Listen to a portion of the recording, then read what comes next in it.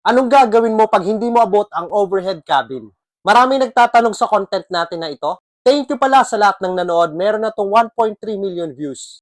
Ito, Masters, nakikita nyo to? Sa mga bagong eroplano, meron ng ganito. Pwede nyong tapakan yan, lalo na yung mga maliliit, para mailagay nyo ang inyong mga hand carry ng maayos. Take note, Masters, hindi lahat ng eroplano merong ganito. So, pag sumakay kayo ng eroplano, i-double check nyo na lang. Yan, pwede kayong tumapak dito or dito. Yan, gaya niyan, Masters. Nakita ko pala to sa content ni Henny Lim. Thank you for sharing, Henny Lim. At kung wala naman yung mga tapakan na yan, pwede kayong tumapak sa upuan pag wala pa yung pasahero. At syempre, tatanggalin nyo ang sapatos nyo. Marami akong nakikitang gumagawa nito. At kung wala na talaga kayong choice, pwede naman kayong magpa-assist sa mga flight attendant. Hindi nila trabaho to pero syempre exemption to the rule. Lalo na ang mga buntis, mga matatanda, at sa mga kulang sa height.